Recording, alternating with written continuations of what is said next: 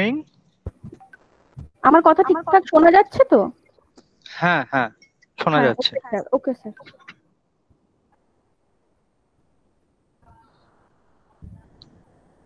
Sir আমরা কি তাহলে শুরু করব নাকি আরেকটু ওয়েট হ্যাঁ, করব? না শুরু করো, শুরু করো। পরে যারা পৃথা ম্যাডাম বা মানবী ম্যাডাম কি আসবেন কিছু বলেছেন? না স্যার, কিছু তো বলেননি। আচ্ছা আচ্ছা, হ্যাঁ তুমি শুরু করে দাও।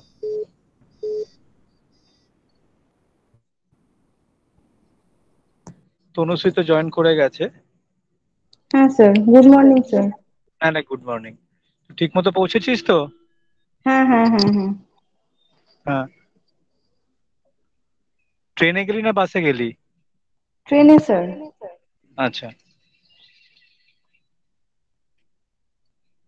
এখানে অ্যাকচুয়ালি না আমাদের যে বাড়িটা, আমি আগে থেকে একটু বলে দিচ্ছি যে একদম না রাস্তার ধারে, তো মাঝে মাঝে হয়তো একটু গাড়ি ঘোড়ার আওয়াজ পাওয়া যাবে জোরে। তো এটার জন্য আর কি আমি আগে থেকে সরি বলে দিচ্ছি, এটাতে আচ্ছা আমার কোনো আচ্ছা, হাত নেই। ঠিক আছে, নো প্রবলেম। হুম আমিও হুম হুম। রাস্তায় রয়েছি, ফলে একটু আমারও এখান থেকে অনেক সাউন্ডের উপর রয়েছে। না, শুরু করো অনুশ্রী। আনমিউট আনমিউট কর, আনমিউট করে নে অনুশ্রী। এখনো মিউট রয়েছিস। হ্যাঁ, এবার ঠিক আছে স্যার? এবার ঠিক আছে, আমি মিউটে চলে যাচ্ছি। হ্যাঁ, okay sir, okay. Good morning, everyone. I welcome all of you to the Environmental Awareness Program, an initiative of the students of Environmental Science, University of Calcutta. Let me introduce myself. I am Anushree Mondol.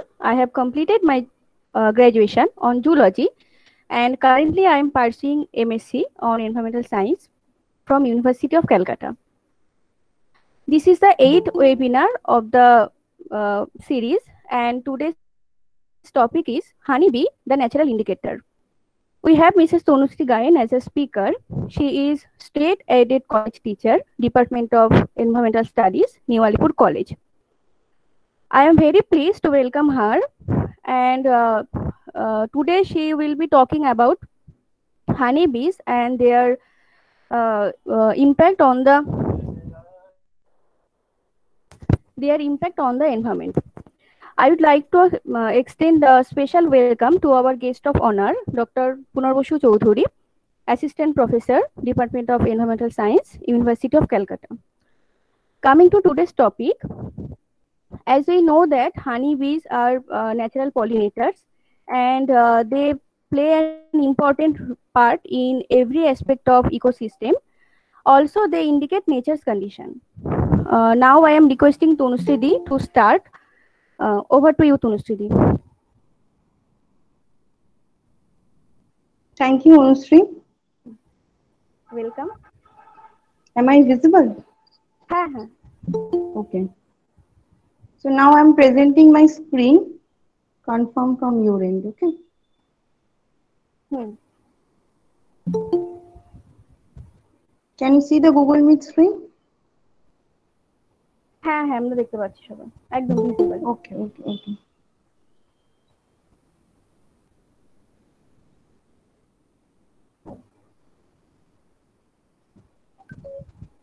তো এখানে আমার supervisor আছেন, আমি আমার স্যারের permission নিয়েই প্রেজেন্টেশনটা start করছি।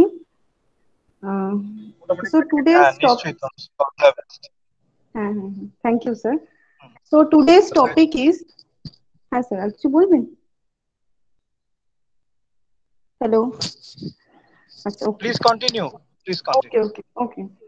So today's topic is Honeybee, the natural indicator. It is a community outreach initiative mainly initiated by our department, University of Calcutta, and myself, Tanushree Gayan. I'm a teacher of Department of Environmental Science, New Alipur College. So, what can you depict from this picture? যেভাবে যে language ইচ্ছা তোমরা বলতে পারো, যে এই দুটো picture থেকে তোমরা কি বুঝতে পারছো? যার যেটা collecting nectar. honeybees are collecting nectar. বাকিরা?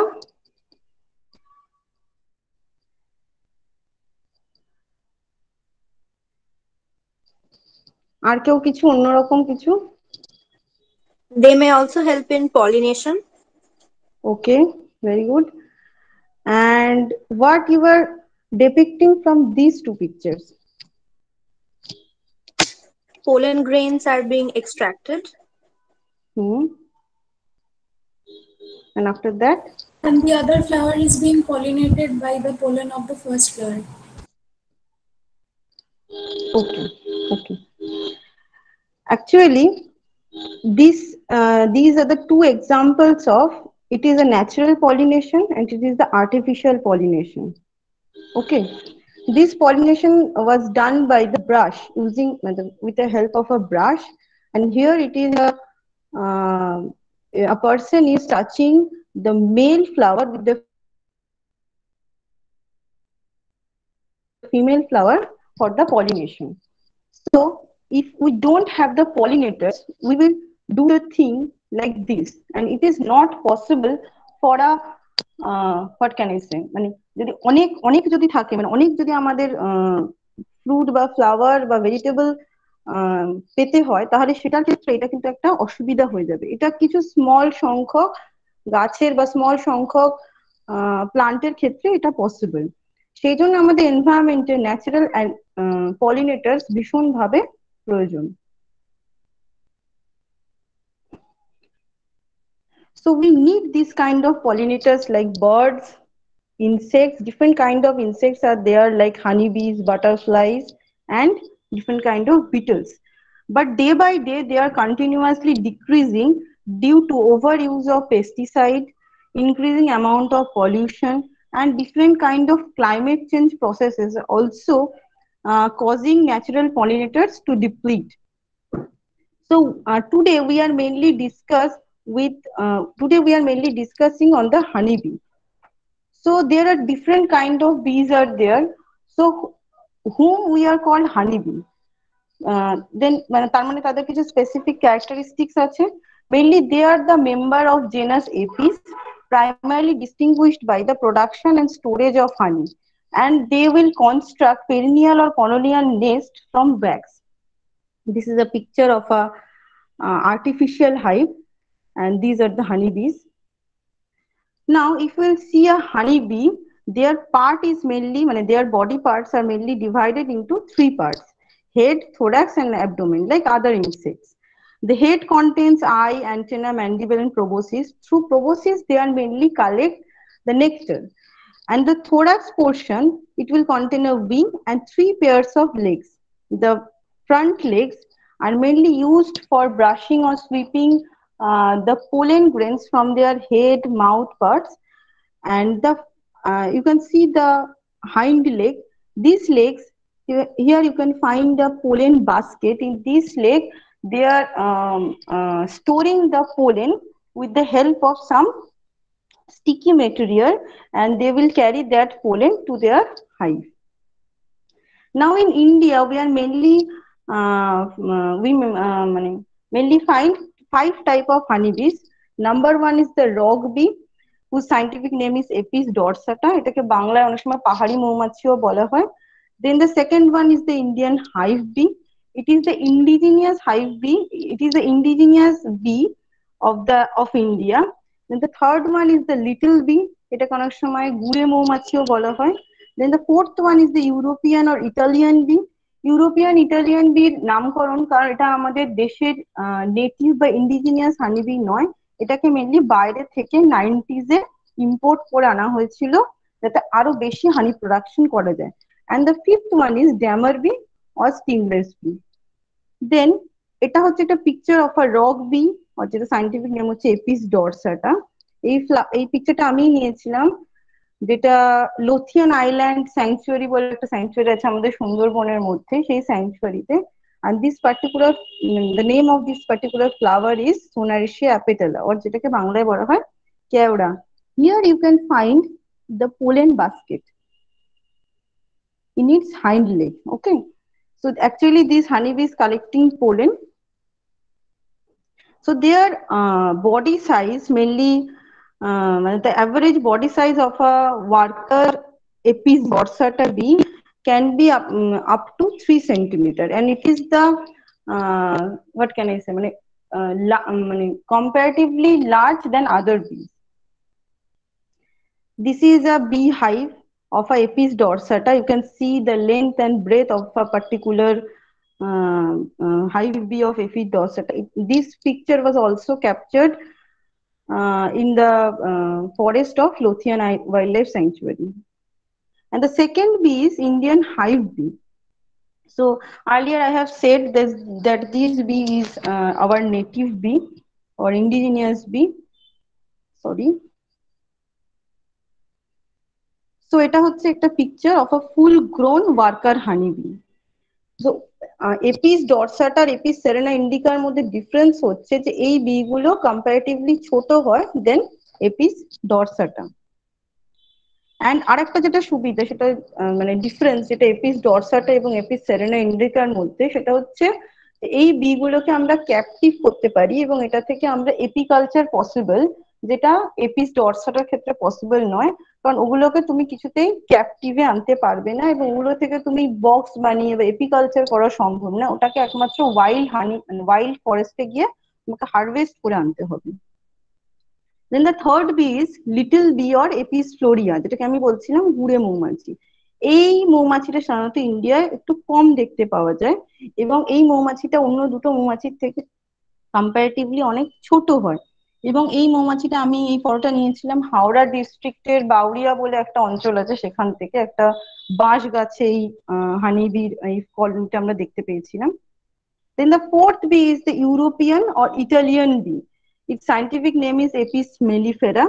এটা আমাদের মানে এটাও লোথিয়ান ওয়াইল্ড লাইফে নেওয়া, ওখানে একটা হানিবি বক্স ছিল, সেই এই এপিস মেলিফেরা গুলো দেখা যায়। এই এপিস মেলিফেরা চেনার মানে চট করে চেনার উপায় হচ্ছে এদের গায়ে এই হেয়ারি স্ট্রাকচার থাকে, যেটা অন্য ডরসাটা বা সেরেনা ইন্ডিকার গায়ে এতটা হেয়ারি স্ট্রাকচার থাকে না এবং এদের কালারটা একটু হচ্ছে golden yellow. Okay, the fifth bee, এটা খুবই নেচারে মানে কি বলবো মানে আনকমন, এটা হচ্ছে ড্যামার বি অর স্টিংলেস বি। দেন যদি আমরা হানি বিকে কনসিডার করি, মানে একটা হানি বি হাইভে যদি আমরা দেখতে কত টাইপের হানি বি আছে, দেয়ার আর মেনলি 3 টাইপস অফ হানি বিস। Number 1 is drone, and the second one is queen bee, and third one is worker bee. Drones are mainly the male honey bees. Okay, so এবার কি আমাকে বলতে পারবে এই হানি বি এই যে মানে ছোট যে একটা মানে ফ্রেম বলা হয় আর কি, এই ফ্রেমে কোথায় ড্রোন বা মেল বি, কোথায় কুইন বি বা কোথায় ওয়ার্কার বি আইডেন্টিফাই করা যাচ্ছে? সবই একই রকম লাগছে।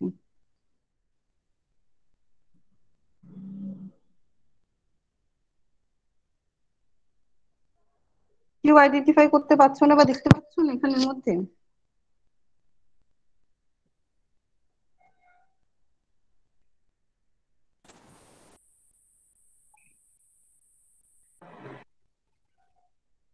কোনটা বলো তো?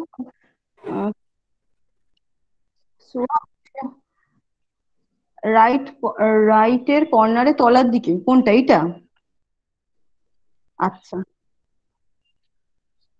এইটা এটা দেখে একটু অন্যরকম লাগছে তাই তো? অ্যাকচুয়ালি এইটার মধ্যে 3টে টাইপের বি আছে, ওয়ার্কার বিও আছে, দেন হচ্ছে আমাদের ড্রোনও আছে, এন্ড এটার মধ্যে কুইন বিও আছে। বি স্কেল গুলো কি ড্রোনস মানে গ্রে কোনগুলো? গুলো একটু গ্রে গ্রে টাইপের বডি কোড যেগুলো? হ্যাঁ, মানে উপরের দিকে রাইট সাইডে কর্নারে যেটা আছে ওটা মেবি ড্রোন। কোনটা বল? এইটা উপরের দিকে রাইট সাইডে যেগুলো কালারটা একটু অন্যরকম। ড্রোনস অনেকগুলো রকম। আচ্ছা ঠিক আছে, তোদের এই কনফিউশন তুই বলছি বা তোমাদের এই কনফিউশনটা ক্লিয়ার হয়ে যাবে, আমি একটা ফটো দেখাই। এগুলো দেখা যাচ্ছে? এইটা হচ্ছে কুইন বি, এটা হচ্ছে comparatively larger than the other honey bees found in the hive. দেখছিস এটা সাইজটা কত বড় অন্যান্য বিয়ের থেকে? এটা হচ্ছে কুইন বি। দেন এটা একটা অন্য কুইন বি, আমি ইন্টারনেট থেকে কালেক্ট করেছি, এটা এপিস সেরেনার একটা ফুল গ্রোন একটা কুইন বি অ্যাডাল্ট। এইটা দেখা যাচ্ছে মার্ক করা, এটা হচ্ছে একটা মেল হানি বি বা ড্রোন যেটাকে আমরা বলবো, আর এগুলো হচ্ছে সব বাকি যেগুলো দেখতে পাচ্ছি সব হচ্ছে ওয়ার্কার বি। ওকে, এবার এই তিনটে চেনার বা এই তিনটেকে আইডেন্টিফাই করার মানে ইজিলি আইডেন্টিফাই করার ইয়েগুলো হচ্ছে যে সাধারণত যে কুইন বি থাকবে সেটা একটা হাইভ যদি আমি দেখি, সেই একটা হাইভে মাত্র একটাই কুইন বি থাকে। কখনো যদি সেই কুইন বিটার স্টেরাইল হয়ে যায় বা কুইন বির রিপ্রোডাক্টিভ অর্গান কোনোভাবে ড্যামেজ হয়ে যায়, তখন সেখানে কি হয়, তখন সেখানে দুটো কুইন বি হতে পারে। এবং এই কুইন বি হওয়া না হওয়া এটা পুরোটাই ডিপেন্ড করে হচ্ছে সেই মানে পুরোটাই ডিপেন্ড করে বা পুরোটাই কন্ট্রোল করে ওয়ার্কার বিরা, সেই ইয়েতে কটা কুইন বি থাকবে। সাধারণত একটা হাইভে sorry for the background noise, একটা হাইভে একটাই কুইন বি থাকতে পারে। ওকে, আর এই যে ডার্ক কালার যেগুলো, এগুলো হচ্ছে মেল বি। এই মেল বি বা ড্রোনস যেগুলোকে বলা হয়, এই ড্রোনস গুলো মেইনলি থাকে হচ্ছে অনলি ফর দ্য রিপ্রোডাকশন। মানে এদের যখন রিপ্রোডাক্টিভ পিরিয়ড শেষ হয়ে যায় বা যখন এই মানে ওই যাই হোক, মানে যখন রিপ্রোডাক্টিভ পিরিয়ডটা শেষ হয়ে যায়, তখন ওয়ার্কার বিরা খুব নিষ্ঠুর ভাবে এই মেল হানিবি গুলোকে মেরে দেয়। ওকে, আর এই ওয়ার্কার বি হচ্ছে মানে হানিবির পুরো মানে বি হাইভের পুরো স্ট্রেংথ, কারণ ওরাই বাকি যত রকমের কাজ একটা ছোট্ট বেবি থেকে, ছোট বেবি হানিবি থেকে অ্যাডাল্ট করা, ওই হানিবির পুরো ওই যে হাইভটার পুরো কিভাবে থাকবে, কতটা সুরক্ষিত থাকবে, বাইরে থেকে কারা যাবে কারা আসবে, কখন মানে এই রিপ্রোডাক্টিভ এই সাইকেলটা হবে, সবকিছু কন্ট্রোল করে, নার্সিং করা বেবিগুলোকে সবকিছু করে হচ্ছে এই worker বিরা। Then if we consider the life cycle of a honeybee, it is divided mainly into three parts: egg, like other insects, egg, larva and pupa. This is the picture of the egg of a particular honeycomb. দেখতে পাচ্ছি সেটার মধ্যে এরকম straight white কালারে দাঁড় করানো, এগুলো হচ্ছে এগ। দেন হচ্ছে লার্ভাস। এখানে লার্ভা গুলো কেমন হয়, হানিবির লার্ভা গুলো হয়, এটা মেনলি আমি পুরোটা মানে এপিস সেরেনা ইন্ডিকার উপরেই কি করছি, এপিস সেরেনা ইন্ডিকা বা অন্য অন্য ক্ষেত্রেও লার্ভা গুলো কেমন হয়, লার্ভা গুলো সাধারণত হাফ মুন বা অ্যালফাবেট যে সি এর মতন হয়। দেন হচ্ছে পিউপা স্টেজে ওর অনেকটাই বডি ডেভেলপমেন্ট হয়ে যায়, আই ফর্মেশন হয়ে যায়। এখানে আমি একটা ভিডিও শেয়ার করছি, দেখা যাচ্ছে আশা করি ভিডিওটা, যেখানে দেখ এগটা হ্যাচ করছে। দেন রয়্যাল জেলি ওরা খাচ্ছে, ফার্স্ট 7 days ওরা রয়্যাল জেলি খায়। তারপরে ওয়ার্কার বি ঠিক করে যে কোন হানিবিকে মানে যে কোনো একটা পার্টিকুলার হানিবি ওরা সিলেক্ট করে যাকে সারা মানে আপ টু যতক্ষণ সে বড় হয় তাকে রয়্যাল জেলি খাওয়ানো হয় এবং বাকিদের পোলেন এবং হানি খাওয়ানো হয়। এরপর দেখ লার্ভাল স্টেজ হচ্ছে, and at the final stage their eyes formation was happening.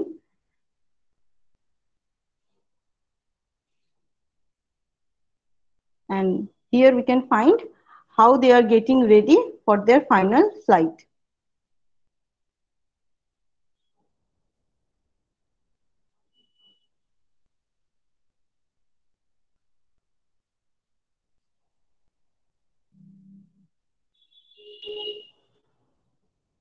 Okay. Then it mainly takes, after laying the egg, it mainly takes 21 to 24 days to develop a full grown honeybee. For the worker bee it will take 21 days, for a queen bee it will take 16 days, and for the drones it will take the longer period, 24 days. So here we can find the different developmental stages of a honeybee. যেখানে এই তিনটে ছবি ভালো করে দেখলে দেখতে পারবি যে here the queen bee lays the egg at the bottom part of the comb or of a particular cell. দেখ যদি আমি ওয়ার্কার এবং ড্রোনের ক্ষেত্রে দেখি, দেখ ওর এগটা লে করছে বটম পার্টে, but if will consider the queen bee, they will lay egg at the upper part of a comb. এবং এদের যে এই যে যেখানে এগ গুলো লে করে সেটা কোথায় কিরকম হবে সেটাও পুরো ডিফারেন্ট হয়। এখানে কুইন বিরা নার্সিং করে, এখানে একটা কুইন বি বলছে, এখানে একটা ওয়ার্কার বি দেখ কন্টিনিউয়াসলি এই পিউপা গুলোকে এবং লার্ভা গুলোকে খাবার দিয়ে যাচ্ছে, ওরা উপর থেকে কন্টিনিউয়াসলি ওদের খাবারটা দিতে থাকে। দেন আমি যদি একটা পার্টিকুলার হাইভ দেখি বা একটা পার্টিকুলার যদি ফ্রেম ওটাকে বলা হয়, যদি তুমি আর্টিফিশিয়ালি দেখো বা আমি যদি ন্যাচারাল একটা হাইভ দেখি, ওই হাইভে গেলে আমি কি করে আইডেন্টিফাই করবো যে ওটার মধ্যে কোনটা আদৌ কোনো কুইন বি নতুন হচ্ছে কিনা, বা ওখানে কুইন বি কোনো বাচ্চা বা ওরকম কোনো স্টেজ ওটা কুইন বি করছে কিনা, অথবা কোনটা ওয়ার্কার বি হবে, অথবা কোনটা মেল হবে বা ড্রোনস হবে। যেটা ওয়ার্কার হয় সেটা দেখ এরকম হয় দেখতে, যেটা ড্রোন হয় সেটা একটু উঁচু হয়ে থাকে দেন আদার্স, দেখা যাচ্ছে এটা একটু উঁচু কম্পারেটিভলি এইগুলোর থেকে, এটা হচ্ছে ড্রোন। আর যেটা তোর কুইন বি হয় সেটা সাধারণত কি হয়, যে ধর চাকটা যদি এরকম হয় ওই চাকের নিচের দিকে এরকম সরু হয়ে বেরিয়ে থাকে, যেহেতু কুইনটার সাইজটা অনেক বড় হয় সেই জন্য ওরা এই স্ট্রাকচারের নিচের দিকে এইরকম টাইপের স্ট্রাকচার করে এখানে কুইন বিটাকে ওরা বড় করতে থাকে। এবং আপনার এখানে কি হয়েছে, কুইন বিটা হওয়ার পর কুইন বিটা ছেড়ে বেরিয়ে গেছে, সেজন্য দেখো মাথাটা খোলা। ঠিক আছে, তোদের সেল প্যাটার্নটাকে দেখেও আমরা আইডেন্টিফাই করতে পারবো যে ওইখানের ওটা এখন নতুন টাইপের কোনো হাইভ হয়েছে না পুরোনো হাইভ, নাকি এগুলো সব নষ্ট হয়ে গেছে, নাকি সেখানে কটা মেল হতে পারে, বা ওটা অনেক সময় যারা এপিকালচার নিয়ে মানে পড়াশোনা করে তারা দেখেন এইগুলো থেকে দেখতে পারেন, ধর কোথাও যদি এইরকম স্ট্রাকচার প্রচুর হয়ে যায় তার মানে সেই সেই হাইভটা প্রচুর পরিমাণে মেল বীজে ভরে গেছে, বা ড্রোন প্রচুর পরিমাণে হবে। এবার ড্রোনরা সাধারণত যদি প্রচুর হয়ে যায় তখন সেখানে কি হয়, ওই স্ট্রাকচারটা তার মানে বেশি দিন আর স্টে করবে না, এবং কিছুদিন বাদে ড্রোনরা কি হয় স্টেরাইল, যদি কোনো কুইন বি না থাকে ওরা তো কারোর সাথে রিপ্রোডাকশনটা হবে না, তার ফলে কি হবে ওই চাকটা খুব তাড়াতাড়ি নষ্ট হয়ে যাবে। দেন হচ্ছে যদি আমরা একটা কোনো আর্টিফিশিয়াল বি বক্সটাকে দেখি, আর্টিফিশিয়াল বি বক্সের আমরা এতগুলো স্ট্রাকচার দেখতে পারবো, যেটা নিচেরটাকে বলা হয় স্ট্যান্ড, যেটা একটু মানে গ্রাউন্ড থেকে একটু উঁচু করে রাখার জন্য। দেন বটম বোর্ড থাকে, যে বোর্ডে কি হয় ওদের সমস্ত এক্সপিরিয়েটারি প্রোডাক্ট, ওদের লেফট ওভার ফুড, এই ফুড গুলো যদি কেউ মারা যায় তাদের যে ডেড বডি ওগুলো সব ওখানে ডিপোজিট হতে থাকে। দেন এই যে পার্ট গুলো এগুলোকে বলা হয় সুপার, তার মধ্যে সব থেকে নিচে যে পার্ট সেটা কম্পারেটিভলি অনেক বড় হয়, এটাকে বলা হয় ডিপ সুপার। দেন উপরের এই পার্ট গুলোকে বলা হয় আপার সুপার বা হানি সুপার। এটা আমি যত আমার হানি প্রোডাকশন হবে ওই জায়গার নেকটারটা যত পরিমাণে থাকবে, যত পরিমাণে ফ্লাওয়ারিং প্লান্ট থাকবে সেই অনুযায়ী নেকটার প্রোডাকশনের উপর ডিপেন্ড করে আমি হানি সুপার গুলোকে কন্টিনিউয়াসলি বাড়িয়ে যেতে পারি। আর মাঝে মাঝে কি হয়, যখন রিপ্রোডাক্টিভ পিরিয়ড চলে না সেই সময় কি হয়, সেই সময় এরকম একটা কুইন এক্সক্লুডার দিয়ে দেওয়া হয়, যাতে এই ডিপ সুপারের কুইনটা উপরে যেতে না পারে, উপরে যাতে শুধু ওয়ার্কার বীর এসে হানি জমাতে পারে, যাতে বাচ্চা না করতে পারে, ওখানে যাতে এগলে না করে। এটা হচ্ছে একটা কি বলবো মানে bee hive, artificial bee hive. এখানে দেখ ছোট ছোট ছোট জায়গা রয়েছে, এই ডোর এখানে এভাবে করে দেওয়া থাকে যাতে এটার মধ্যে দিয়ে অন্য কোনো বড় ইনসেক্ট বা লিয়ার এর মধ্যে এন্ট্রি না দিতে পারে, শুধুমাত্র হানি বি গুলোই যাতে এর মধ্যে দিয়ে যেতে পারে। এটা হচ্ছে ওই নিচের যে বটম বোর্ডটা, এই সরি ডিপ সুপারটা, এর উপরে তুই যতগুলো ইচ্ছা এইরকম হানি সুপার অ্যাড করতে পারিস। এটা হচ্ছে পার্টিকুলার একটা frame of a artificial bee hive. এটা হচ্ছে এপিস মেলিফেরা এবং এটা হচ্ছে এপিস সেরেনার। Then what are the food sources of honey bee? ওরা মেনলি তিন টাইপের খাবার বাইরের নেচার থেকে কালেক্ট করে। Number one is the pollen grains, second one is the nectar, and third one is the water. এই তিনটে জিনিস লাগে ওদের হানি তৈরি করতে বা ওদের রয়্যাল জেলি তৈরি করতে। Then these are the bees product found commercially like honey, beeswax, pollen, bee bread, etc. And this is the honey collecting chamber where we can place those frames যেটা আমি দেখালাম। এই যে এই ফ্রেম গুলোকে যদি আমি ওটার মধ্যে প্লেস করি, প্লেস করার পর সেটা একটা প্রসেসিং করে প্লেস করতে হয় উপরের ইয়েটা সরিয়ে, দেন ওটাকে ঘোরালে ওখান থেকে এই ফ্রেশ হানি কালেকশন করা হয়েছে। এছাড়াও কি করে, হানি বিরা প্রচুর পরিমাণে পোলেন কালেকশন করে নিয়ে যায় এবং ওই পোলেন গুলোকে ওরা ওই ওদের চাকের মধ্যে স্টোর করে রেখে দেয় for preparing the bee bread. Okay, this is the colour variation of different honey samples. এই কালার ভ্যারিয়েশন ডিপেন্ড করে যে ওখানে কি টাইপের ফ্লাওয়ার রয়েছে। ঠিক আছে, ফ্লাওয়ারের নেকটারের কালারের উপর ডিপেন্ড করে হানির কালারটা ভ্যারি করে। লাইক যদি তুই, এবং হানি শুধু কালারই না, হানির ভিসকসিটি, হানির টেস্ট সবকিছুই ডিপেন্ড করে হচ্ছে ওখানে কি টাইপের ফ্লাওয়ার রয়েছে। যদি কোথাও প্রচুর পরিমাণে নিম জাতীয় গাছ থাকে, সেই নিমের মধুটা যদি আমরা একটু টেস্ট করি তাহলে দেখবো আমরা একটু বিটার টেস্ট পাবো। সেরকম যদি আমরা কোনো আবার মিষ্টি গাছ যেমন আম বা জাম বা ওই টাইপের যদি গাছের যদি মধু নিই, তাহলে সেটা অবভিয়াসলি যেমন হানির টেস্ট এবং প্রচন্ড মিষ্টি হবে। সেই জন্য সেই ফ্লাওয়ারিং প্লান্টের উপর ডিপেন্ড করে হানির কালার, হানির টেস্ট, হানির ভিসকসিটি সবকিছু চেঞ্জ হয়ে যায়। দেন আমরা আসি এবার আমাদের মেইন টপিকে, যে হানিটা কেন, হানি বি বা হানি কেন ইন্ডিকেটর হিসেবে কাজ করে। তার কারণ নাম্বার ওয়ান কারণ হচ্ছে, ওই একটা যদি আমি কোথাও থেকে হানি নিই, যে একটা ধর 1 চামচ হানি নিলাম, সেখান থেকে আমরা বুঝতে পারবো যে what are the elements present within than environment and what is the quality of honey sample through a study বা থ্রু আর অ্যানালিসিস। ওই অ্যানালিসিসটাকে বলা হয় প্যালিনোলজিক্যাল অ্যানালিসিস। ঠিক আছে, এই প্যালিনোলজিক্যাল অ্যানালিসিস মানে কি, প্যালিনোলজি মানে হচ্ছে স্টাডি অফ পোলেন গ্রেন। ওকে, তো সেখানে কি করা হয়, ফ্লাওয়ার গুলোকে কালেক্ট করা হয়, সেখান থেকে পোলেন গুলোকে আইসোলেট করা হয়, আইসোলেট করে সেখান থেকে প্যালিনোলজি বলে একটা অ্যাসিডোলাইসিস একটা মেথড আছে, যে মেথড থেকে পোলেনটাকে এক্সট্রাক্ট করে দেন ওটাকে মাইক্রোস্কোপে দেখা হয়। এটা হচ্ছে প্যালিনোলজিক্যাল অ্যাসিডোলাইসিস মেথডটা। দেন যদি আমরা different kind of pollen grains দেখি, ডিফারেন্ট ফ্লাওয়ার্স এর প্রত্যেকটা পোলেন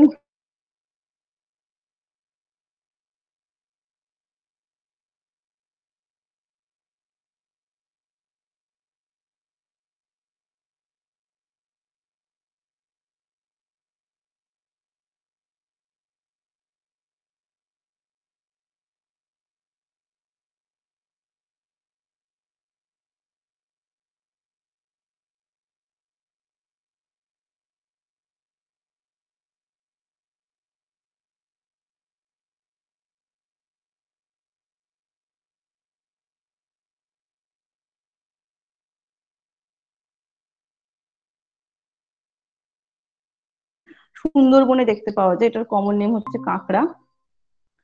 দেন আমরা এই প্যালিনোলজিক্যাল অ্যানালিসিসটা করে কি করে আমরা ওটাকে ইন্ডিকেটর হিসেবে ইউজ করব। ঠিক আছে, এবার ধর তোকে একটা কেউ কোথাকার একটা একটুখানি হানি দিয়ে গেল, দিয়ে বললো যে এই হানিটাতে কি আছে আমাকে একটু দেখে বলতে পারবি হানিটা কোথাকার হানি বা কিরকম হানি, সে হয়তো জানে না। ঠিক আছে, এবার তুই হানিটাকে যখন মাইক্রোস্কোপের আন্ডারে স্টাডি করছিস, তখন দেখলি এরকম টাইপের প্রচুর স্ট্রাকচার দেখতে পাচ্ছিস। ঠিক আছে, দেন এগুলো হচ্ছে অ্যাকচুয়ালি পোলেন গ্রেনস। এবার তোর কাছে যদি বা আমাদের কাছে যদি এরকম একটা কালেকশন বানানো থাকে অফ ডিফারেন্ট ফ্লাওয়ার্স, আমি সুন্দরবনে কাজ করি, তো আমার কাছে সুন্দরবনের ডিফারেন্ট ফ্লাওয়ার্স এর একটা পুরো কালেকশন করা আছে। So from there I can tell যে this honey is mainly consists the pollen grains of khalsi plant or sundari plant or keora plant. ঠিক আছে, তো সেখান থেকে অ্যাকচুয়ালি হানিটা কি ইন্ডিকেটর হিসেবে কাজ করে, যে ওখানকার বটানিক্যাল কি অরিজিন। ঠিক আছে, মানে কোথা থেকে হানিটা এসছে বা ওটার কোন কোন গাছ থেকে আমি নিয়ে এসেছি সেটা আমরা ধরতে পারবো। এবার ধর কেউ তোকে তোর বাড়িতে মধু বিক্রি করতে এসছে, এসে তোকে বলছে যে এই হানিটা আমি সুন্দরবন থেকে নিয়ে এসেছি। ঠিক আছে, এবার তুই ধর জানিস যে কি করে প্যালিওলজি করতে হয়, তুই একটা ড্রপ নিয়ে গিয়ে তুই মাইক্রোস্কোপের আন্ডারে দেখলি সেখানে প্রচুর পরিমাণে মানে আমাদের যে লোকাল প্লান্ট আম জাম এসব গাছের পোলেন দেখা যাচ্ছে। তার মানে তুই বুঝতে পারলি হানিটা সুন্দরবনের হানি নয়, ওটা হচ্ছে কোনো একটা লোকাল প্লান্টের হানি, যেটা ও মিথ্যে কথা বলে বিক্রি করছে। ঠিক আছে, এবার আরেকটা জিনিস যেটা করা যায় সেটা হচ্ছে যে ওই হানিটার কিরকম হানি হবে। ঠিক আছে, এটা হচ্ছে বিজনেসে বা কমার্শিয়াল মানে এটার উপর মানে মানে মানে মার্কেটে প্রচুর ডিপেন্ড করে কমার্শিয়ালি, যে ওটা কিরকম টাইপের হানি হবে। ওটা কি ইউনিফ্লোরেট হানি হবে না মাল্টিফ্লোরেট হানি হবে। ইউনিফ্লোরেট হানি মানে হচ্ছে যে ওই হানিটার মধ্যে কি একই টাইপের গাছের পোলেন রয়েছে নাকি অনেক টাইপের গাছের পোলেন রয়েছে। এবার সেটা একটা পার্সেন্টেজের উপর ডিপেন্ড করে, যদি আমি 60% সেম টাইপের পোলেন দেখতে পাই তার মধ্যে ইউনিফ্লোরেট হানি।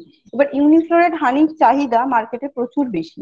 যেমন অনেকে বলে যে আমাদের সুন্দরবনের পার্টিকুলার খলসির মধু চাই বা আমার পার্টিকুলার সর্ষের মধু চাই। ঠিক আছে, তো এবার এই টাইপের যদি তুই অ্যানালিসিস করি, তাহলে তুই সেখান থেকে এটাও বলতে পারবি যে ওই হানিটা কিরকম টাইপের হানি।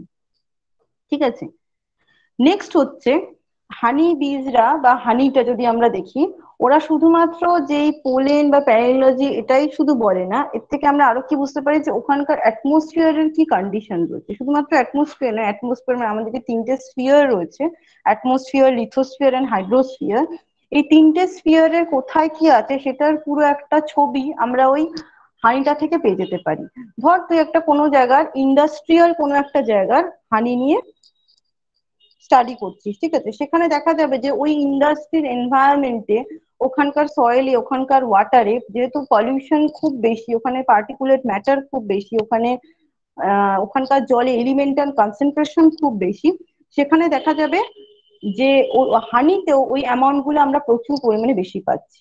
এবার যদি কোনো একটা জায়গা থেকে আমি 10টা হানির স্যাম্পল নিয়ে আসি, নিয়ে এসে যদি অ্যানালিসিস করি যে ওটার কিরকম কি কন্ডিশন, সেই কন্ডিশন দেখে আমি বলে দিতে পারবো যে ওই হানিটাকে কোনো একটা বেশি পলিউশন বা বেশি পলিউটেড একটা এরিয়ার হানি, নাকি একটা কম পলিউটেড এরিয়ার হানি, অথবা একদম কি বলবো কোন একদম স্যাংচুয়ারির হানি, কিরকম হানি বা ওখানকার এনভায়রনমেন্টাল কি কন্ডিশন, সেটা আমি বলতে পারবো ওই হানিটাকে অ্যানালিসিস করে। সেই জন্য অনেক সময় কি হয়, হানি বি বা তারা যে হানিটা তৈরি করে সেটা একটা ইন্ডিকেটর হিসেবে কাজ করে। যেমন ধরি আমি যদি অ্যাটমসফিয়ারটা ধরি, অ্যাটমসফিয়ারে আমরা জানি পার্টিকুলেট ম্যাটার জায়গা টু জায়গা ভ্যারি করে। আমাদের কলকাতা শহরে যেমন যত পার্টিকুলেট ম্যাটার আছে তত তোর আহ sorry, তত তোর ইয়েতে নেই, মানে কি বলে কোন যখন কোনো যদি আমি একটু ভিলেজ এরিয়ায় যাই বা যদি আমি একটু রিজার্ভ এরিয়া যাই, সেখানে অত পার্টিকুলেট ম্যাটার নেই। বা ওখানকার এলিমেন্টাল কি কন্ডিশন, বা ওখানে কি কি পরিমাণে মাইক্রোপ্লাস্টিক আছে ওই এয়ারে, সেগুলো সব অ্যানালিসিস করে যে যদি আমি এখানকার হানি অ্যানালিসিস করি, অথবা এখন যেটা নতুন স্টাডি দেখা যাচ্ছে, যদি আমি হানি বিকে এনে হানি বির গায়ে যেগুলো লেগে আছে সেগুলোকে যদি ঝেড়ে সেগুলোকে যদি আমরা মাইক্রোস্কোপে নিচে অ্যানালিসিস করি, বা বিভিন্ন রকম স্পেকট্রোফটোমেট্রিক মেথড আছে সেখানে যদি আমরা অ্যানালিসিস করি, তাহলেও আমরা ওইগুলো দেখতে পাবো। দেন হাইড্রোস্ফিয়ারে আমরা কি দেখছি, বিভিন্ন রকমের elements, pesticide, radioactive element, microplastics, এগুলো যদি আমরা হাইড্রোস্ফিয়ারে দেখতে পাই, কার কতটা কন্ডিশন, যে এলিমেন্টটা যদি হাইড্রোস্ফিয়ারে এলিভেটেড কন্ডিশনে আছে, তাহলে সেটা হানিতে কোনো এফেক্ট করছে কিনা। সাধারণত হানিতে যেহেতু ওরা নিয়ার বাই লোকাল, মানে নিয়ার বাই যে লোকাল যেসব ওয়াটার বডি গুলো আছে, সেই ওয়াটার বডি থেকে যেহেতু ওয়াটারটা কালেকশন করছে, তো সেটার একটা এফেক্ট ওদের হানিতেও আসে। দেন লিথোস্ফিয়ারে যেমন সয়েলে কোনো পেস্টিসাইড বা রেডিও অ্যাক্টিভ সাবস্টেন্স প্রচুর আছে কিনা। এছাড়া বায়োস্ফিয়ারে আমি বললামই যে কতটা পরিমাণে পোলেন থাকে, এবং সেই পোলেনটা কোথা থেকে এসছে, এবং সেটা ইউনিফ্লোরেট না মাল্টিফ্লোরেট ফ্লোরিন। এটা একটা কোনো প্রবলেম হচ্ছে। দেন হচ্ছে, এটা আমি একটু আগেই বললাম যে কোথাকার কি সোর্স থেকে আসছে, সেই সোর্স অনুযায়ী, যেহেতু সেই ধর কোনো অ্যাটমসফিয়ারে কোনো পলিউশন হচ্ছে, সেই পলিউশনটা যদি ফ্লাওয়ারের উপরে বা ফ্লাওয়ারের উপরে পড়ে, সেই ফ্লাওয়ারের উপরে পড়ে শুধু ফ্লাওয়ার নয়, ফ্লাওয়ারের নেকটারের সাথেও মিশছে, এবং তার উপরে যে পোলেন গ্রেনস আছে তার সাথেও মিশছে। এবার এই হানি বি গুলো যখন এসে ওই নেকটার বা পোলেন গুলোকে কালেক্ট করে তাদের যখন হাইভে নিয়ে যাচ্ছে, সেগুলো যদি আমরা অ্যানালিসিস করি, সেগুলো অ্যানালিসিস করলে আমরা বলতে পারবো যে ওইখানকার কন্ডিশন কেমন, ওটা কি কতটা পলিউটেড এরিয়া, কি কম পলিউটেড এরিয়া।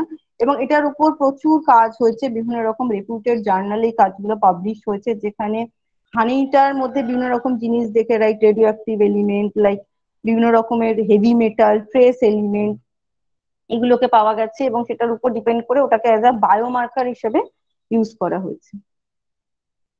এছাড়া এখানে আমি কিছু দিয়েছি যে হানি আরো কি কি গুরুত্ব আছে, যেমন হানি মানে আমাদের আরো অনেক কিছু, মানে হেলথ প্রচুর, মানে ওটার কি বলবো, মানে প্রচুর বেনিফিটস এ কাজে লাগে যায়, যেমন ও এনার্জি লেভেল বুস্ট আপ করে, বিভিন্ন রকমের মাসেল ফ্যাটিক কাটায়, হ্যাংওভার ডিল করে। And at last, I want to thank my supervisor, Dr. Punar Basu Choudhury, my lab mates, and I also want grateful to Dr. Swati Gupta Bhattacharya. He is the professor of division of plant biology who taught me how to analyze. And I'm also grateful to WWF Indian EGCDA for supporting me in for the infrastructural support and monetary support. Thank you. এবার যদি তোদের কোনো question থাকে তো আমি জিজ্ঞেস করতে পারিস। থ্যাংক ইউ তনুশ্রী দি। যদি কারোর কোনো প্রশ্ন থাকে জিজ্ঞাসা করতে পারো, বা চ্যাট বক্সেও লিখতে পারো প্লিজ। ম্যাম,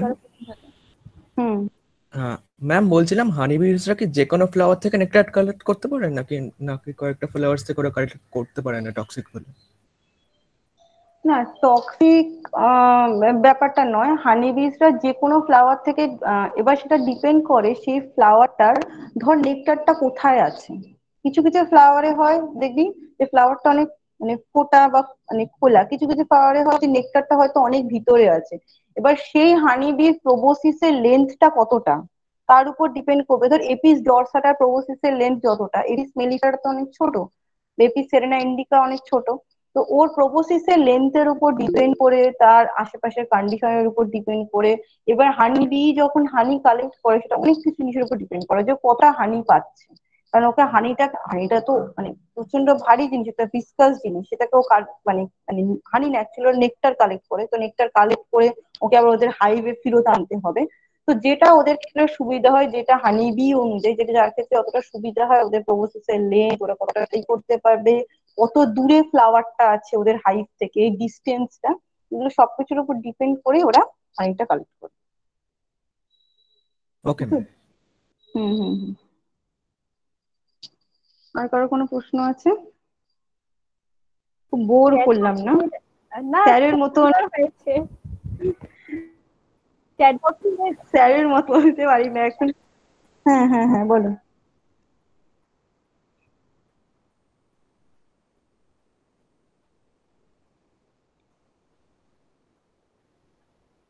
হুম।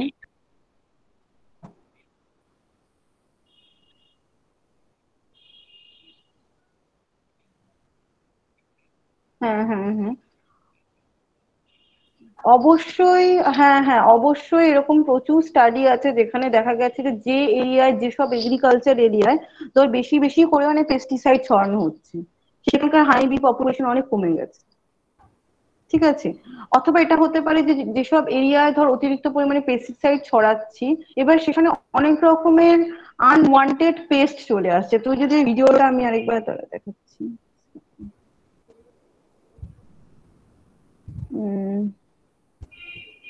এই ভিডিওটা একটু ভালো করে দেখলে একটা জায়গায় বুঝতে পারবি। বিভিন্ন রকমের পেস্ট যখন চলে আসে, ওই পেস্ট গুলো কি করে, ওই পেস্ট গুলো ওই হানিবি গুলোকে অ্যাটাক করে। অ্যাটাক করলে তখন কি হয়, ওই লার্ভাল স্টেজ থেকে পিউপা স্টেজটাতেই যায় না। দেখতে পাবি একটু বাদে, এরকম ব্ল্যাক কালারের দেখবে এরকম একটা পোকা আশেপাশে ঘুরছে, এতে লার্ভা গুলো ডেভেলপমেন্ট হচ্ছে। এরপরে যখন লার্ভা থেকে পিউপা স্টেজে যায়,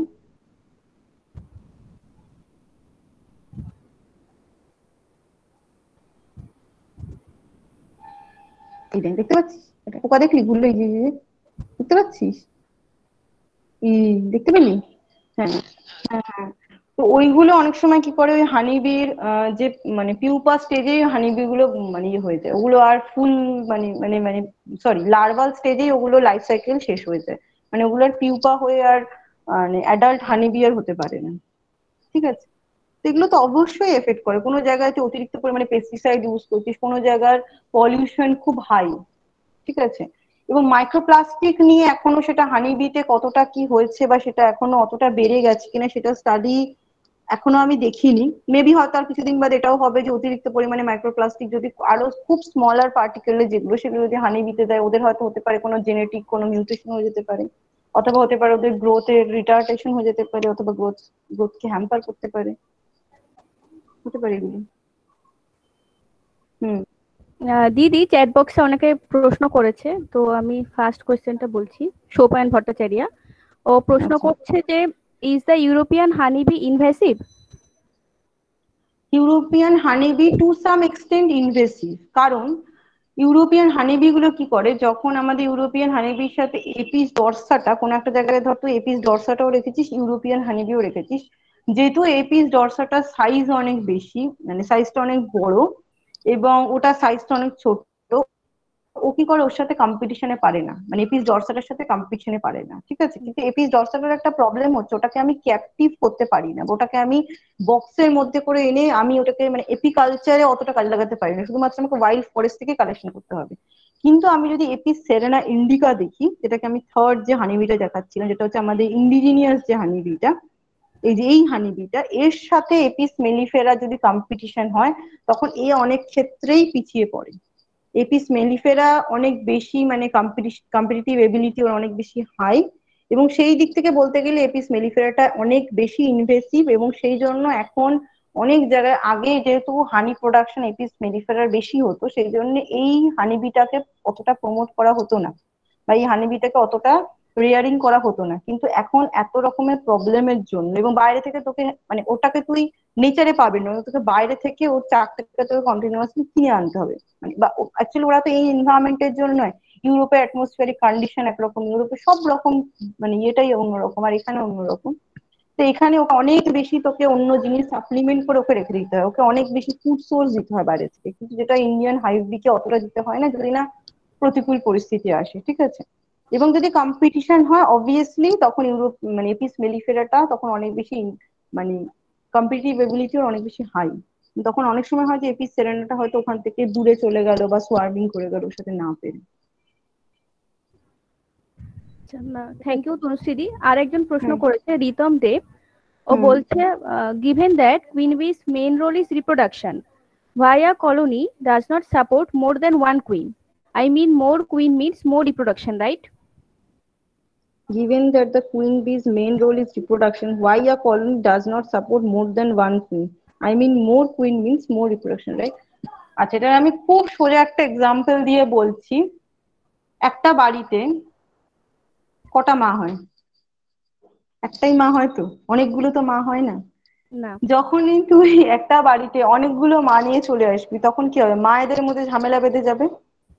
মানে তোকে এখানে ধরতে হবে যে একটা হাইভ হচ্ছে ইটস লাইক একটা ফ্যামিলি, মানে এটা তোর একান্নবর্তী ফ্যামিলি নয়, নিউক্লিয়ার ফ্যামিলি, ঠিক আছে। এবং সেখানে যদি অনেক মহিলা মানে অনেক মা যদি চলে আসে তখন দুই মায়ের মধ্যে ঝামেলা হবে যে কে রিপ্রোডাকশনটা করবে।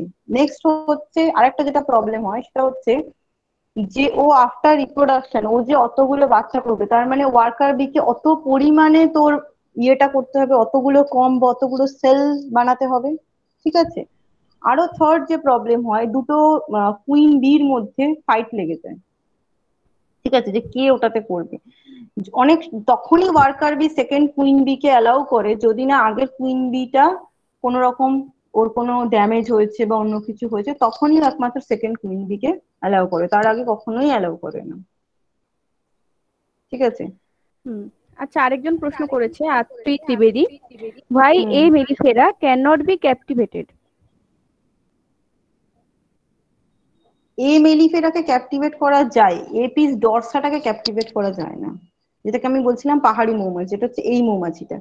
এই মৌমাছিটাকে ক্যাপটিভেট করা যায় না কারণ এরা প্রচন্ড অ্যাগ্রেসিভ হয় এবং এদেরকে মানে এক্সপেরিমেন্ট করে দেখা হয়েছে এদেরকে ধরে রাখা যায় না। যদিও বা তুই অনেক কষ্ট করে এদেরকে ধরলি কোথাও ওই আর্টিফিশিয়াল বি হাইভে এদেরকে বন্ধ করলি, তাহলেও কি হবে কিছুদিন বাদে এরা সোয়ার্মিং করে চলে যাবে, ঠিক আছে। এবং এই মৌমাছি যদি বেশি সংখ্যক তোকে কামড়ায়, তো মানে যারা দেখবি এপিকালচার করে বা যারা এপিওরিস্ট হয় তাদের দেখবি, মানে আমারই তো 2-3 বার কামড়েছে আর কি, এই মৌমাছি যদি একসাথে তোকে 4-5-6টা কামড়িয়ে দেয় মানে এটা it can leads to death also, ঠিক আছে। এবং যারা সুন্দরবন এটাকে কালেকশন করতে যায় এবং এদের মানে মানে এরা মানে মানে এদেরকে তুই করতেই পারবি না, মানে এরা হানিবি প্রোডাকশনের আগেই সোয়াম করা মানে হচ্ছে জিনিসটা ছেড়ে উড়ে যাওয়া। এরা হয়তো মানে জিনিসটা করার আগে হানিবি প্রোডাকশনের আগে এরা বারবার সোয়াম করে দেবে। তুই কতবার সোয়াম আটকানোর উপায় হচ্ছে জল ছেটানো বা অন্য কিছু করা, বা নিয়ার বাই যেখানে ধরলো মানে গাছে গিয়ে গেল তুই সেখান থেকে আবার ধরে আনবি, কিন্তু ওটাও তো একটা মানে তোর এনার্জি লাগবে তো, ঠিক আছে। মানে ওটা ওটা করা পসিবল নেই, তুই ক্যাপটিভেট করতে পারবি না। এপিস মেলিফেরাটাই করা যায়, এপিস মেলিফেরা ভুল করে বলছি, এপিস মেলিফেরাটাই করা যায় কিন্তু এপিস ডরসাটাকে কিছুতেই করা যায় না। আচ্ছা, রিতম আরো একটা প্রশ্ন করেছে, we know honeybee use dance language during foraging, where sun plays a role for directional cue. My question is how they get directional coordinates when it's cloudy or during twilight hours? আচ্ছা, ওকে, এটা আমার অতটাও idea নেই যে twilight আওয়ার্সে আর cloudy ডেতে কতটা হতে পারে, কিন্তু ক্লাউডি ডে হলেও যখন মেইনলি যদি আমরা মানে রেনি সিজন দেখি, তো রেনি সিজনেও তো কিছু কিছু সময় হয় যখন ওরা তোর মানে সূর্য ওঠে। আর মেন হচ্ছে এদের যে মানে এদের যে পুরো লাইফ সাইকেল, এরা কিন্তু সবসময় যে সেম ভাবে অ্যাক্টিভ থাকে সেরকম কিন্তু নয়। মানে ওদের ওই ডান্সিং প্যাটার্ন বা অন্যান্য যেগুলো হয় সেগুলো সবকিছুই ডিপেন্ড করে যে ওরা অন্য অন্য হানিবি গুলোকে কি করে তোর কখন কাকে কিভাবে কোন দিকে তোর কি বলবো হানি কালেকশনের জন্য কিভাবে পাঠাবে বা ওদের কি করে ট্রেন করবে বা ওদের রিপ্রোডাকশন কখন কেমন হবে। তো সব টাইমে সব সময় তো সবকিছু সেম সেম হয় না, বর্ষাকালে এমনিতেই হানিবিজরা অন্য অন্য সময় সমস্ত রকম ইনসেক্টরাই আমরা জানি যে বর্ষাকালের জন্য বা শীতকালের জন্য ওরা কিন্তু খাবার প্রচুর সঞ্চয় করে রাখে। ওরা কিন্তু ওদের মেইনলি যে অ্যাক্টিভ পিরিয়ড সেটা হচ্ছে মেইনলি তোর ওই ফ্লাওয়ারিং সিজন যখন স্টার্ট হয়, মানে জানুয়ারি ফেব্রুয়ারির পর থেকে ওই এপ্রিল মে জুন মাস অব্দি। সব সময় যে ওই ডান্সিংটা হবে বা সব সময় যে তোর ওই ডিরেকশনাল মানে কোঅর্ডিনেটর সবসময় করবে এটার কোনো মানে নেই। আর রেনি ডে হলেও মাঝে মাঝে তো মানে ওঠে, ঠিক আছে, সূর্য তো ওঠে। আর টুয়াইলাইট আওয়ারে কেমন করে করে এটা আমাকে আরেকটু পরে দেখতে হবে যেটার অন্য কোনো কারণ আছে কিনা, তবে আমি যতদূর জানি এটাই। আচ্ছা, আরো একটা প্রশ্ন পেয়েছি। Is they European honey bee native to Australia?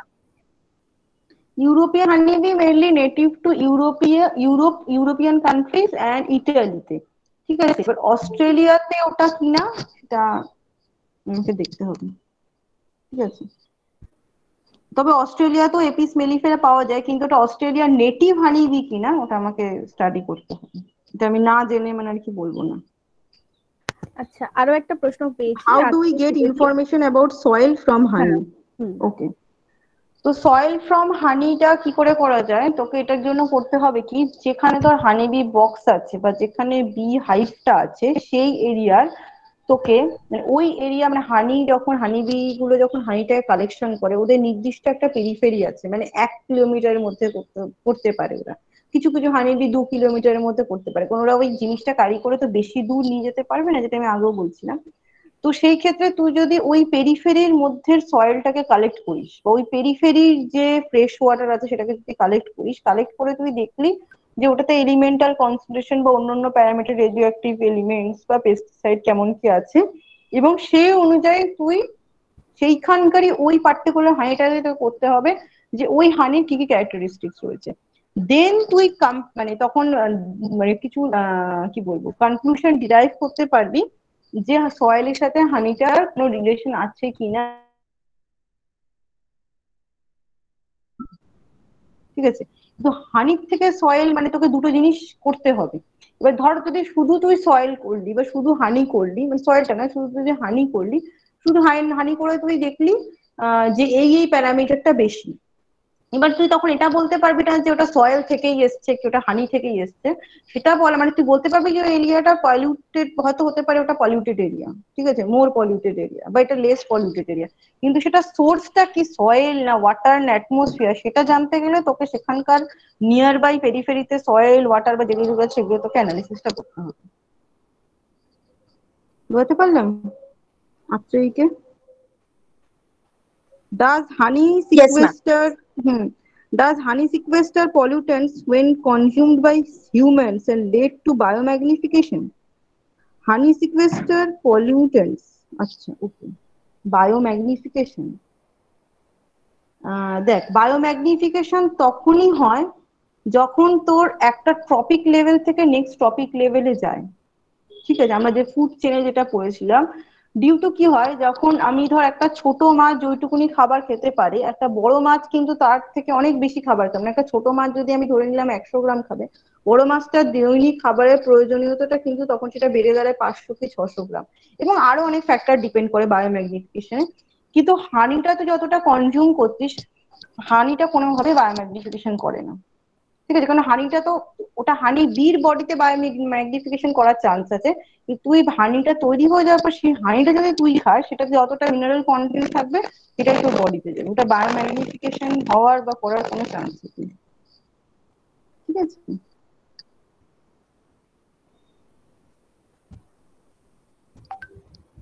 আর যদি কারোর কোনো প্রশ্ন থাকে তাহলে করতে পারো। আমি অ্যাকচুয়ালি এই স্টাডিটাই করছি, যদিও এখনো কিছুটাই হয়েছে, কিন্তু আমি দেখাতে পারছি কারণ আমার রিসার্চের কাজে কিছু পেপারের জন্য সেটা আমি তোদের সাথে শেয়ার করতে পারলাম না। এটা পাবলিশ হয়ে গেলে মেবি পরে যদি কখনো আমার এরকম হয় নিশ্চয়ই ওগুলো শেয়ার করবো যে আমি সুন্দরবনে কি কি দেখেছি এবং সেগুলো কতটা কি সেগুলো কি করে এফেক্ট করছে এটাতে ওখানকার সয়েল ওয়াটার, ঠিক আছে। আফটার পাবলিকেশন আমি নিশ্চয়ই শেয়ার করতে পারবো। আচ্ছা, আমার একটা প্রশ্ন ছিল, জিজ্ঞাসা করব? নিশ্চয়ই নিশ্চয়ই বল। তুমি শুরুতে বললে না যে ড্রোন গুলোকে মেরে ফেলে ওরা, তো মানে এর পেছনে কোনো কারণ আছে যে কেন ওরা ড্রোন গুলোকে মেরে ফেলে? নিশ্চয়ই কারণ আছে, নিশ্চয়ই কারণ আছে। দেখ আমাদের বাড়িতে একটা বাড়িতে আমরা কতজন থাকি, বাবা মা, হুম। খুব জোর দুটো সিবলিংস দুটো চিলড্রেন, ঠিক আছে। এবারে ইনকামের একটা পার্টিকুলার সোর্স আছে, ঠিক আছে। চারজনের মধ্যে খুব রেয়ার হয় যে চারজনই ইনকাম করছে, মোস্ট অফ দা কেসেস হয় একজন বা দুজন ইনকাম করছে, ঠিক আছে। অ্যাকচুয়ালি আমার মোবাইলে আমার না দুটো ডিভাইস থেকে একসাথে শোনা যায় না, সেই জন্য আমাকে বারবার নিচে দেখতে হচ্ছে।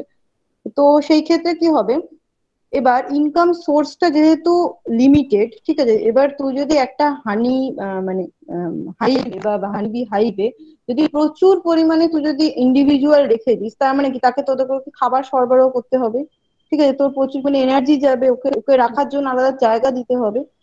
ওর কাজ হচ্ছে শুধু রিপ্রোডাকশন করা। এবার যখন ওর কাজ শেষ হয়ে যায়, তার মানে ওরা তার কোনো কাজ নেই, ওকে এখন বাড়িতে মানে বসিয়ে রাখা মানে বসিয়ে বসিয়ে খাওয়ানো, ওর পিছনে এনার্জি দেওয়া। সেই জন্য কি করে ওই ওয়ার্কার বিরা নিজে থেকে মানে খুব মানে আমি মানে এটা আমি দেখেছিলাম একটা জায়গায় গিয়ে, খুব ক্রুশিয়াল ওয়ে তোদের দূরে নিয়ে গিয়ে গলাগুলো কেটে কেটে মেরে ফেলতে আসে। যেহেতু ওরা থাকা মানে তখন হচ্ছে ওরা বেশি এনার্জি কনজাম্পশন করবে। আবার যখন নেক্সট রিপ্রোডাক্টিভ সাইকেল এসে ওরা যখন মনে করবে, তখন ওরা আবার ড্রোন বিয়ের ওই সেলগুলো বানিয়ে আবার ড্রোন বানিয়ে নেবে। আচ্ছা, আরেকটা কথা শুনেছিলাম যে হানিবি যখন কাউকে কামড়ায় তখন নাকি ওরা কামড়ানোর পরে মারা যায়, এটা সত্যি সত্যি মারা যায়? হ্যাঁ, তার একটা কারণ হচ্ছে যে হানিবি যখন কামড়ায় ওদের পিছনে দেখ এই যে আচ্ছা মানে হানিবিটা যদি এরকম থাকে, ওর পিছনে একটা ছোট্ট মতন একটা স্টিং, ঠিক আছে। ওই স্টিংটা হচ্ছে ওর বডিরই একটা পার্ট, ঠিক আছে। তো তার কারণ ওই স্টিংটা তোর যখন বডিতে ঢুকিয়ে দেয়, স্টিংটা থ্রু দিয়ে তোর বডিতে যে বিষটা যেটা আছে বা পয়জনটা যেটা সেটা ইনজেক্ট করে, ঠিক আছে। এবার তোর বডির একটা পার্ট যদি ওই ছিঁড়িয়ে বেরিয়ে গেল, স্টিংটা যখন ঢোকে তখন তো স্টিংটা থেকে যায়, ও তো উড়ে যায়, ঠিক আছে। একটা তোর বডির পার্ট ছিঁড়ে বেরিয়ে গেল, যখন তোর বডির ধর তোর তুই কোথাও কিছু করতে গেলে তোর দুটো পা কেটে বেরিয়ে গেল, তুই আর বেশি দিন বাঁচবি? বাঁচবি না তো। তো তবুও কিছু কিছু ক্ষেত্রে হয় যদি ওরা স্টিংটা যদি থেকে যায় তখন অনেক সময় বেঁচে থাকার চান্স থাকে, কিন্তু যদি স্টিংটা কেটে বেরিয়ে যায় তখন সাধারণত তারপরে আবার বেশি দিন বাঁচে না। আর যত তোর অ্যাডাল্ট বি হবে তার মধ্যে পয়জনের মাত্রাটা তত বেশি থাকবে দেন ইয়াঙ্গার বি, ঠিক আছে। আর যদি স্টিংটা যদি আমি হয়েছে এরকম এরকম টেনশন বার করেছি, তার পুরো মুখটা ফুলে চালুর মতন, ঠিক আছে। তত মানে যদি যত আর কি অ্যাডাল্ট হবে তার মানে তো মারা যাওয়ার ইয়েটাও অত বেশি। আচ্ছা। আর আর কেউ কিছু জিজ্ঞাসা করছে? হ্যাঁ, একজন চ্যাট বক্সে জিজ্ঞাসা করেছে। Will the creation of nano insects solve the problem of declining population of bees and other pollinating insects? Will the creation of nano insects, how you will create nano insects? মানে এটা কোশ্চেনটা করেছে সৌপায়ন ভট্টাচার্য। সৌপায়ন ভট্টাচার্য তুমি আছো, একটু বলতে পারবে যে তুমি ন্যানো ইনসেক্ট মানে তুমি কি মিন করতে চাইবে, মানে কিভাবে, how you can create the nano insect, artificial nano insect?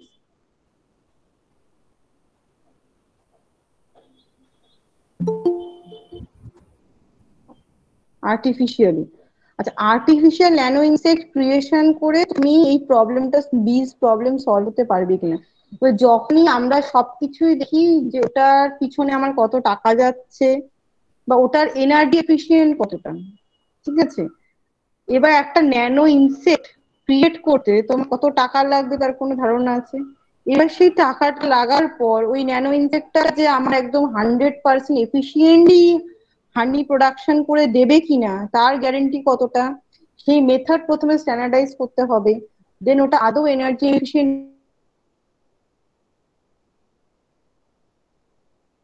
যে একটা ধরো মানে তুমি একটা চাইছো যে এরকম একটা হানি বীজ যেটা পুরোটাই ন্যানো ইনসেক্ট হবে, মেবি হয়তো ভবিষ্যতে করা সম্ভব, কারণ এখন করোনা হওয়ার পর অনেক কিছু দেখতে পাচ্ছি। কিন্তু আমার মনে হয় এটা দেখো এই যে বলে না সি ওয়াটার, মানে আমাদের ফ্রেশ ওয়াটার আর সি ওয়াটার দুটো টাইপের ওয়াটার আছে। তো ফ্রেশ ওয়াটারে হচ্ছে আমাদের ডিরেক্ট হচ্ছে কি বলবো মানে পোর্টেবল ওয়াটার যেটা আমরা ডিরেক্টলি কনজিউম করতে পারি। এবার এটা আমরা জানি তিনটে সোর্সে আছে, গ্লেশিয়ার্সে আছে, পন্ডস লেকসে আছে, আর গ্রাউন্ড ওয়াটারে আছে। তো আমরা সমস্ত পন্ড লেকস তো শেষ করে দিয়েছি, এবার আমরা লাস্ট গ্রাউন্ড ওয়াটারের উপর ডিপেন্ড করে আছি। আর গ্লেশিয়ার্স যত মেল্ট করে তত কি হবে, আরো সি লেভেল রাইজ করবে। আর আমি করতে পারি কি, সি ওয়াটার থেকে কি করতে পারি, আমি সি ওয়াটারটাকে ডিফারেন্ট কাইন্ড অফ টেকনিক দিয়ে ইভাপোরেশন করে বা টেম্পারেচার দিয়ে ওটাকে আমি ফ্রেশ ওয়াটার নিতে পারি।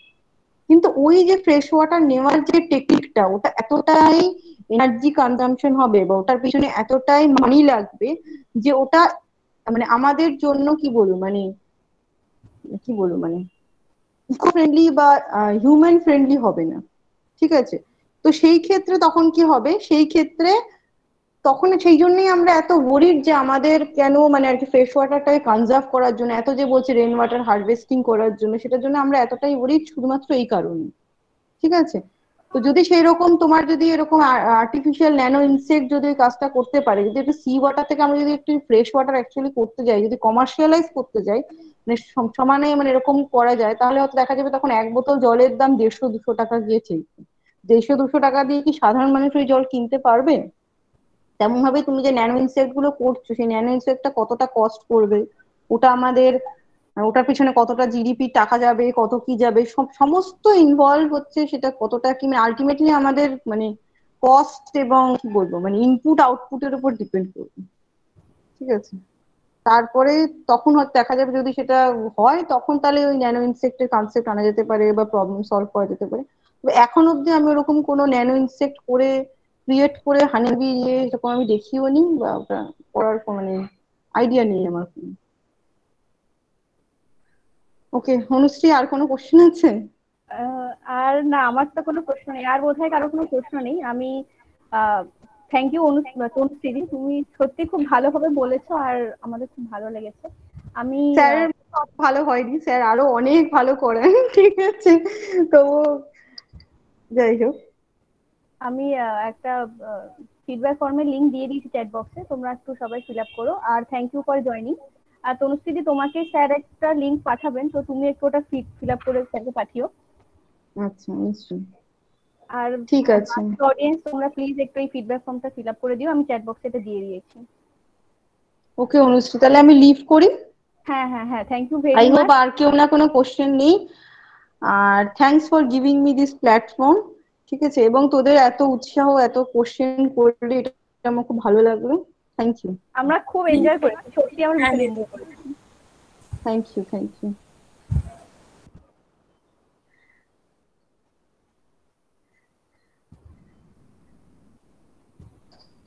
অনুশ্রী, আমি লিভ করলাম।